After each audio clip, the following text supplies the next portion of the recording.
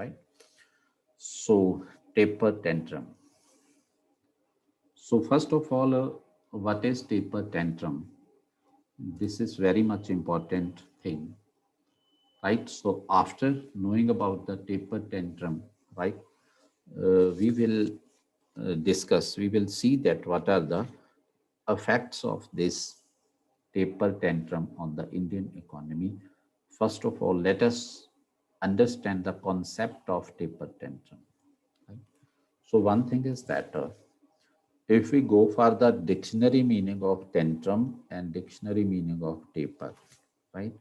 So what is the dictionary meaning of tantrum? The dictionary meaning of tantrum, that is the an uncontrolled outburst, right, of anger or frustration, right?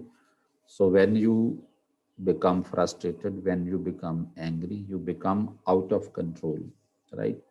So that phenomenon is called the tantrum, right? And it means the uncontrolled emotions of anger, right, or frustration. That is the tantrum. Okay, this is the one point. And what is taper? Taper means to diminish or reduce the thickness of something. It means to make something smooth, right? So that is taper. Okay. So it means tantrum means a sudden outburst of something, right? Particularly that frustration or like that, right? But sudden outburst, we can say, uncontrolled outburst, we can say. And the tantrum means to smooth it, right? To smooth us, to make smooth the situation.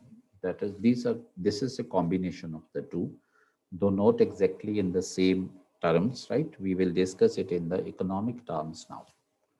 So basically, the as far as the taper tantrum concept is concerned, right?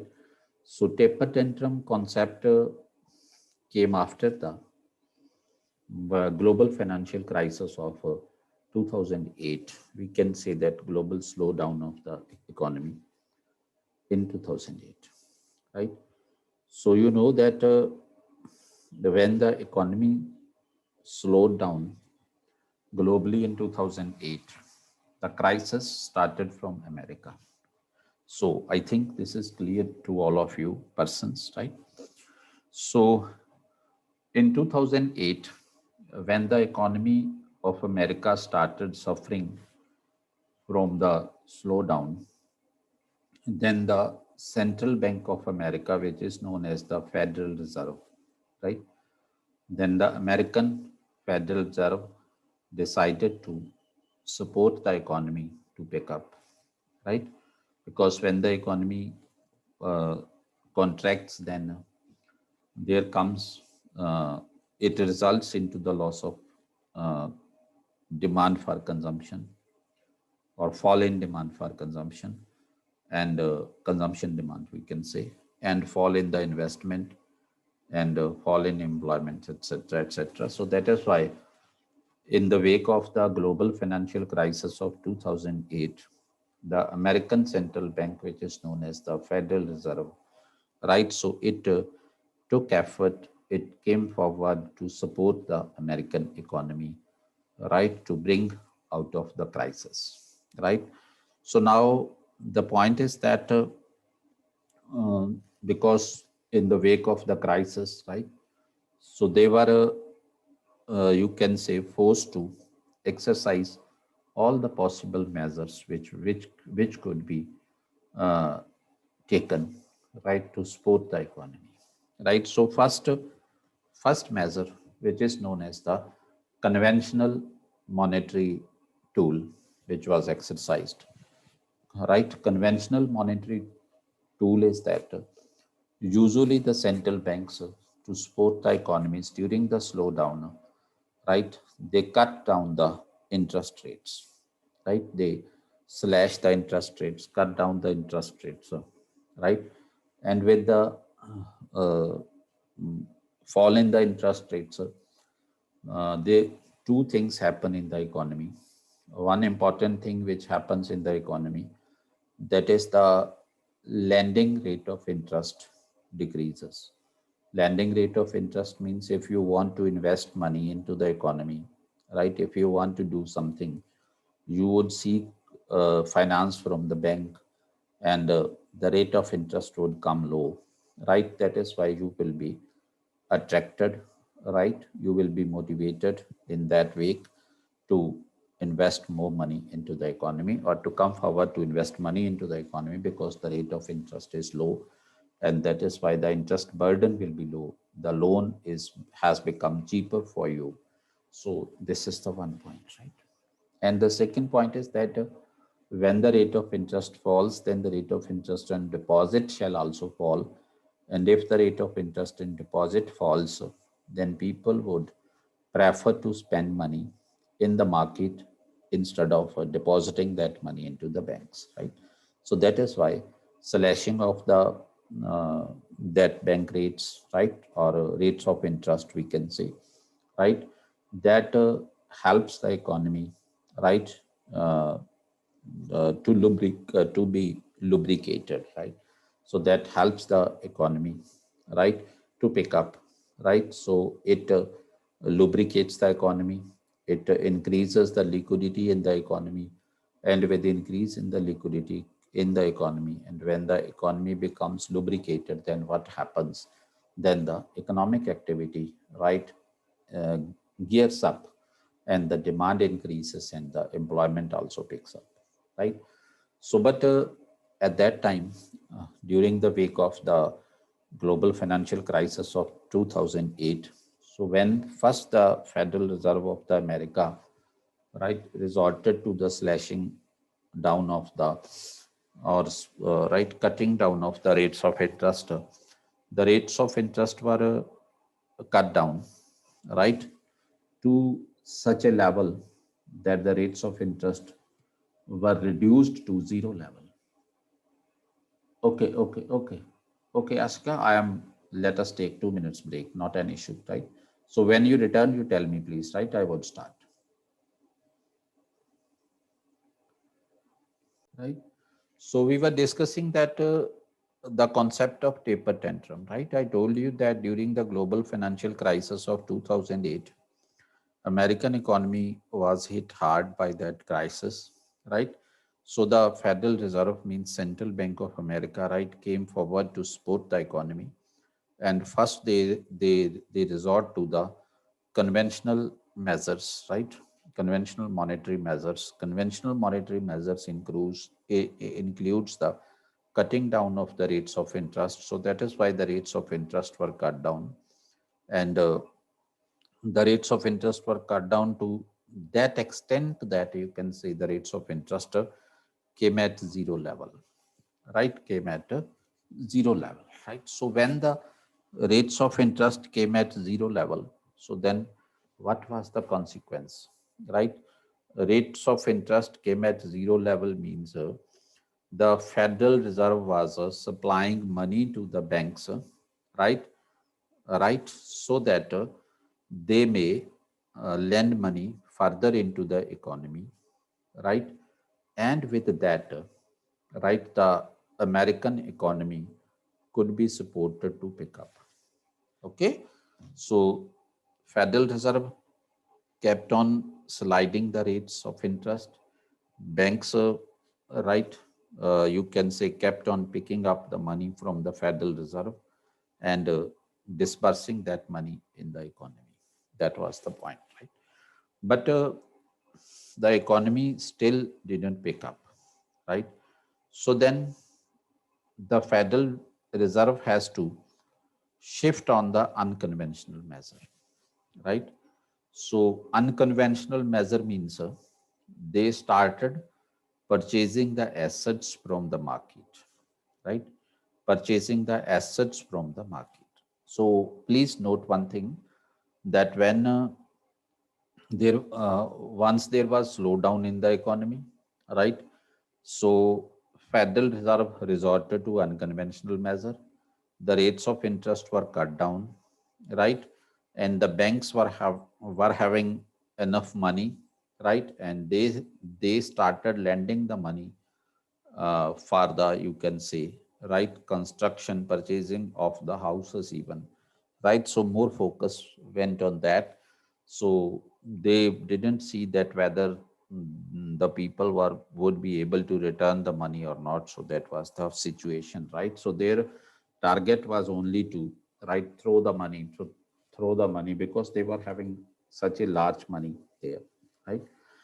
So that is why ultimately what happened, the economy could not pick up, employment could not be generated, right? And consumption could not increase in the economy, right?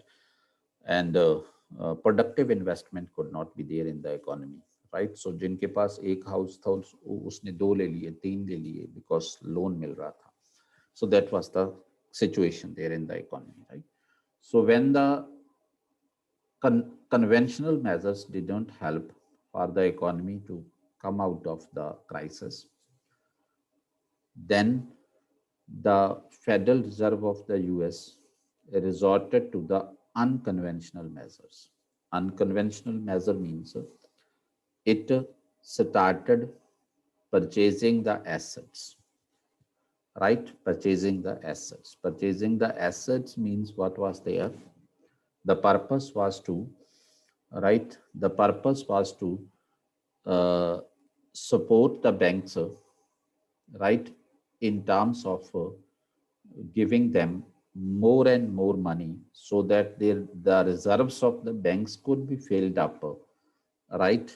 And when the banks would be having larger money with them, right?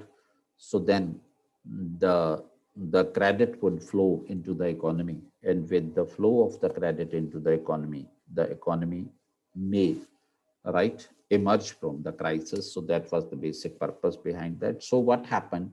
So they started purchasing the, you can say, they started purchasing the assets, right? Assets means they started purchasing the bonds, they started purchasing the other assets, right? What their securities, also government securities, they started purchasing that, right? So what happened? This led to the extra liquidity in the US market. Okay, extra liquidity in the US market. Rates of interest was quite low. Liquidity was became very high, right? Because the Federal Reserve, right, was giving trillions of rupees to the banks to fill their reserves by purchasing assets from the banks, right? So is it clear up to this point? It is quite simple thing. Okay. So now then what happened?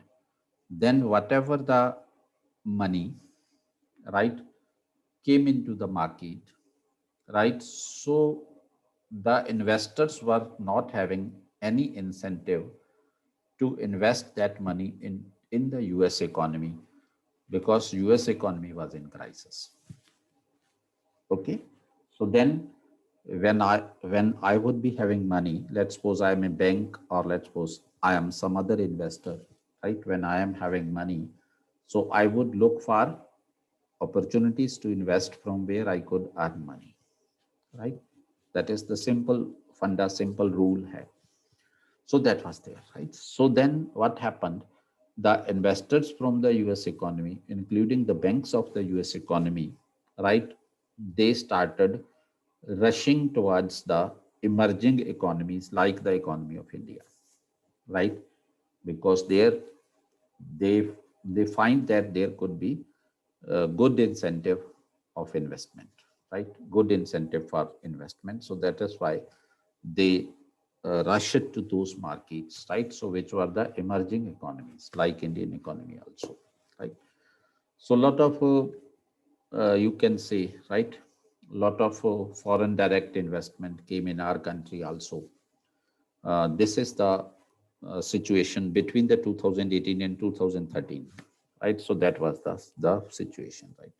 So American economy was also helped to some extent to come out of the crisis, but lot of money was invested into the emerging economies also, like our economy, India, means lot of money, right? Lot of money came in India as well at that time. So now what was there?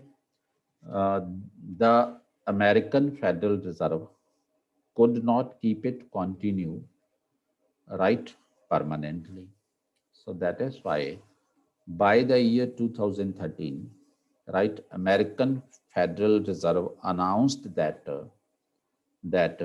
it is going to scale back, right? It is going to scale the situation now. Means it is going to, right, uh, intervene now, right? So there will be no further, you can say, this such type of quantitative easing. Let me tell you what is the quantitative easing. Quantitative easing, as I told you, that Federal Reserve started purchasing assets from the banks, right? So when the quantitative is, when the purchasing of the assets from the banks is when the quantitative targets that you can say assets of this much worth are to be purchased, right? So that becomes quantitative easing. Easing means the money is being thrown into the market, right? So the Federal Reserve or the central bank of the country has lifted the restrictions on the banks, right, on the financial market. That is called the easing. Quantitative easing, because there is the quantitative target that to you can say to this extent we are going to purchase the assets from the banks to provide them the funds, right, so that their reserves may be filled up. Okay. So now what happened by the year 2013, the Federal Reserve announced that there will be no more quantitative easing and we are withdrawing the quantitative easing, right? So we will have to set the things right now. Okay, so that was announced, right? And in the year 2018, when the quantitative easing, right, was stopped by the American Federal Reserve, right? So then what happened? Then what happened? Because previously what was there? There was no incentive for investment. Now, because the rate of interest was equal to zero, right? Why? Because the Federal Reserve was throwing so much money into the economy, right? And the banks were throwing the money into the economy at very low rates of interest, almost equal to zero rate of interest, right? So that is why there was no incentive for the investors to invest the money, right? So now when the quantitative easing stopped in 2013 by the Federal Reserve of the America, then the flow of dollar into the American economy became restricted, right? With the restricted flow of the dollar into the American economy, the demand for dollar increased, right? Increased from its supply. And if the demand for dollar would increase from its supply, then what would happen? There would be increase in the rate of interest, right? So the rate of interest increased, bond yields increased, right? So that happened there. And now in that wake, when the American Federal Reserve, right, changed its strategy, they decided to stop the this you can say that quantitative easing, right? So then the investors would have to right, revise their strategies of investment, right? The persons who were investing in America at that time, right? So they thought that, right now, the persons who were investing in India at that time, with the stop of the quantitative easing, so they started thinking that now America could also be a good attraction for us. America could also provide us a good opportunity of investment because their interest rates are picking up now, right? So that is why they, right? So that is why they, you can say, uh, decided to, right, move outside India overnight. So what happened? All of a sudden in Indian economy, right? So ex, the demand of dollar, right, increased. Demand of dollar increased means the foreign investors, right, queued up, right, to exchange the Indian rupee for dollars so that they may carry their investment out of the country, right? So That, so what is that? What is that one thing, right? So taper means the step, the move, the decision of the Federal Reserve of America to take back the quantitative easing, to stop the quantitative easing, to set the thing right. Now that is called the taper action, right? And with the decision of the American Federal Reserve to withdraw the quantitative easing or to stop the quantitative easing, right? What happened? The you can say the investors in India, let us suppose, right? Uh, Foreign investors, American investors in India, or the foreign investors in India, right? So they, you can say, they become, right? Uh, they overreacted. Overreacted means, right? So they become uncontrolled, right? And they decided to shift their money from India to America because there were good prospects for them now, right? And that is called the tantrum, right?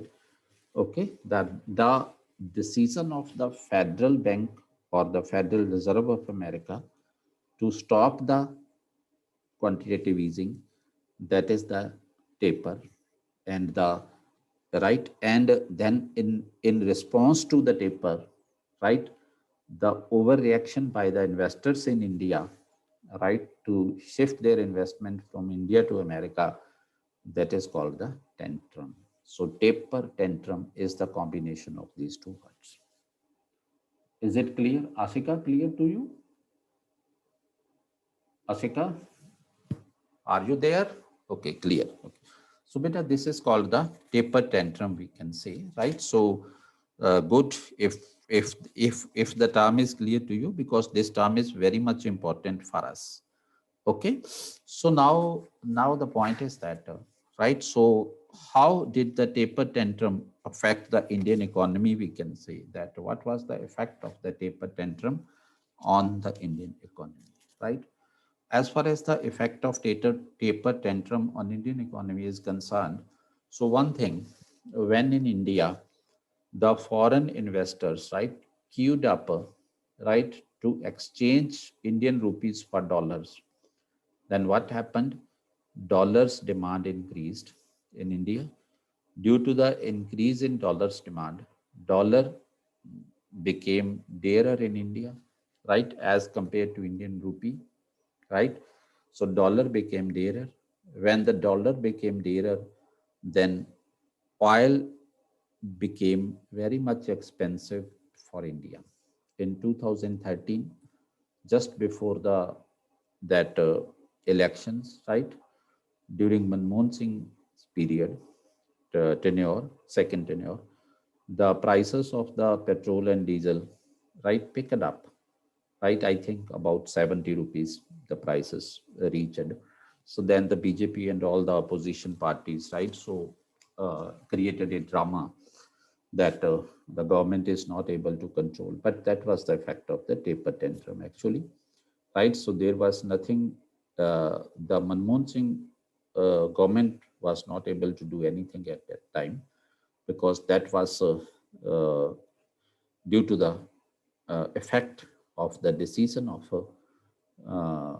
that American Federal Reserve, right? So taper tantrum. So when what happened when the dollar became dearer, then because India is the major oil importing country, right? So crude oil we import from other countries. So that means the crude oil bill, right? So heightened, rose up, right? And so per liter prices in our country increased. So one setback to Indian economy was that is the oil becomes dearer, oil became dearer for us. Second is India is the largest importer of gold also, right? So gold also became dearer in our country. Gold prices also rose up in our country, right? And the gold import bill also was heightened as a consequence of that taper tantrum that is there, right? Because of which the dollar value was, dollar rate was increased, right? So that was there. And the third is all other imports also became dearer because India is mainly importing country, major importing country, because our trade deficit is there, right? Our balance of payment is not favorable to us. So current account deficit is there in our country.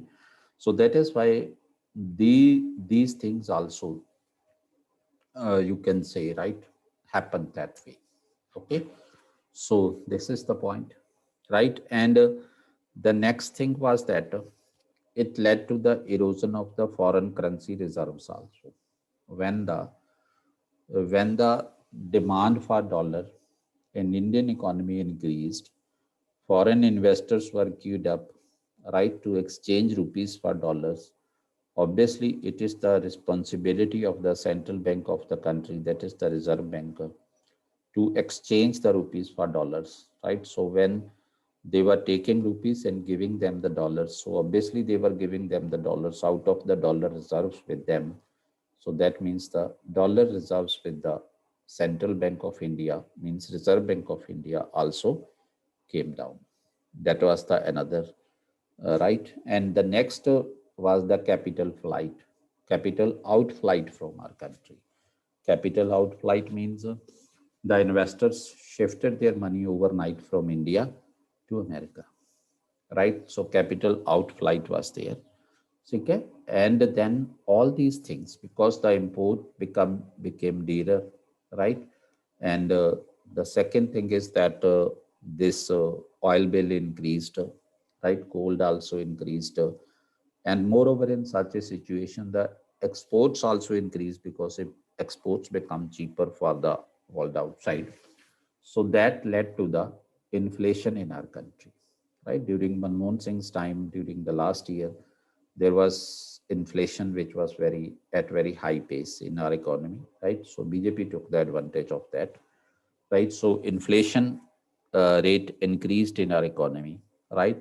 So increase in inflation rate led to the low consumption, and it led to the low saving, right? And when this happens, then it becomes very difficult for the government of the country, right, to reverse it back. So that is why it took so much time. And after one jolt was taper tantrum, and after that, two jolts were given by the Narendra Modi government, in terms, one in terms of the demonetization and second in terms of the GST. And fourth jolt is given to the economy by the COVID-19. So that means in the past 7 8 years, right, Indian economy, right, has received four big jolts, right? So one is taper tantrum, second is the demonetization, third is the GST, and fourth is the COVID-19, right? So due to which Indian economy is in very bad condition today, right? It is difficult for Indian economy to pick up without the adequate planning, proper organization, and proper support, adequate support, right? So basically, this is a very big problem, right? And now again there is threat of taper tantrum. Why there is threat of taper tantrum? Because Joe Biden of America has announced $1.9 trillion COVID package in America, right? So if that $1.9 trillion COVID package is announced, is given in the America, so that means a $1.9 trillion would be circulated into the America's economy, right? So if that much liquidity increased into the American economy, then what would be the consequence? There, the rates of interest would fall, come down. If the rates of interest would come down, the people having the money would prefer to shift towards the emerging economy like India. All right. So if they shifted towards the emerging economies like India, and then after a few years that would definitely reverse, because America will have better opportunities for them, and they will again shift their capital from India to America, right? So the next jolt of taper tantrum is also expected in the days to come, right? So that is why this is the fate of Indian economy, right? That why the Indian economy is suffering, why the rate of growth is slow in our Indian economy, right? So this is the basic point, right? So one was taper tantrum, which affected the Indian economy badly. I think now you have understand the concept of taper tantrum. Is it clear to everybody? Asika, is it clear to you also? Okay. Okay. So now you can write two lines, right? Uh, uh, as the meaning of that, as the definition or meaning of the taper tantrum. If it is asked to write you an examination, obviously you would not be able to write that much long story, which I have told you, right? Just to make you understand the entire thing, you can note it down, right? So taper tantrum, TAPER, taper, tantrum, TANTRUM. Taper tantrum is a capital outflight, is a capital outflight from a country, from a country, from a country, right? From a country in response to, in response to the increase in rate of interest, in response to the increase in rate of interest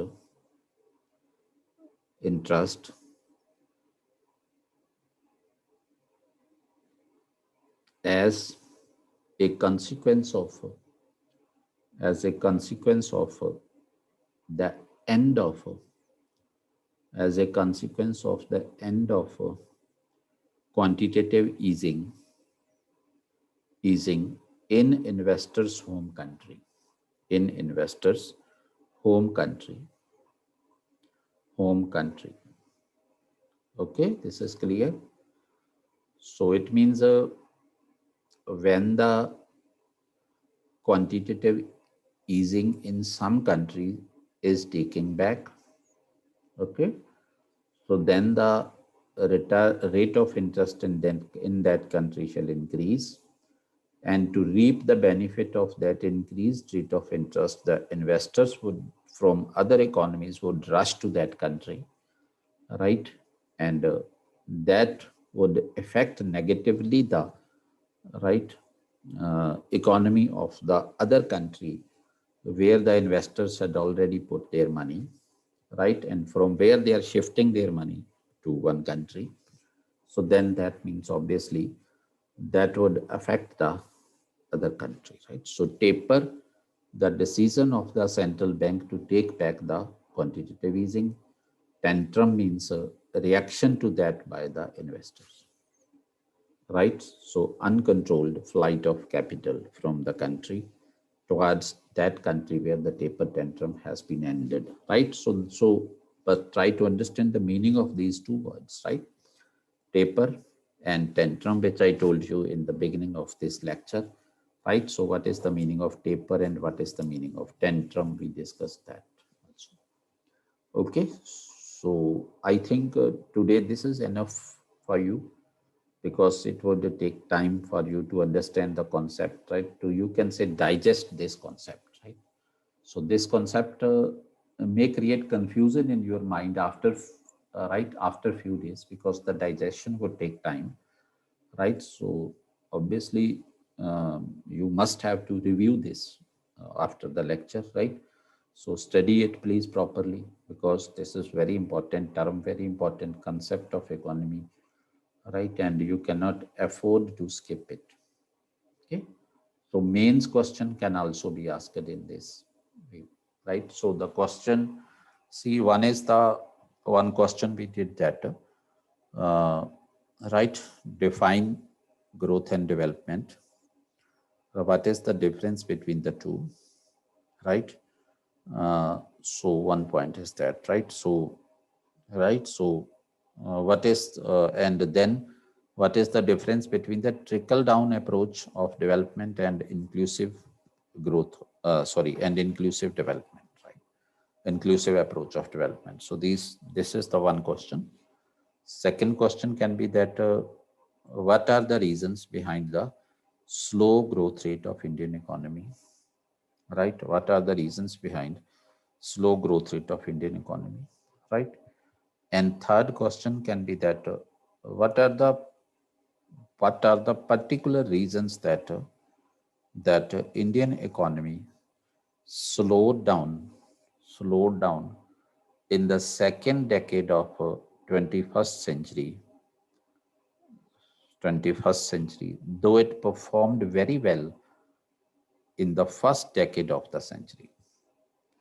Though it performed very well in the first decade of the century, what are the reasons, right? So, agar to see, right, so if you would mention these 4 points there in examination, which I have discussed with you today.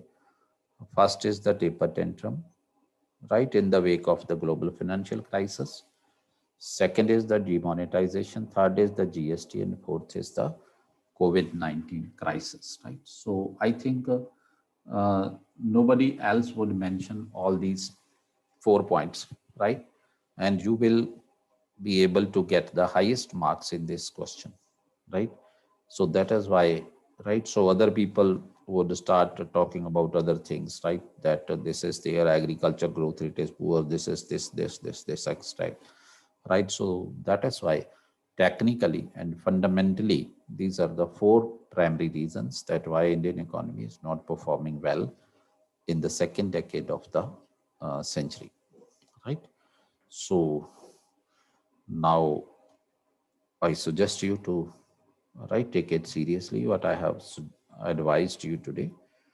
Okay, so we will continue our lectures now, right? So that is there.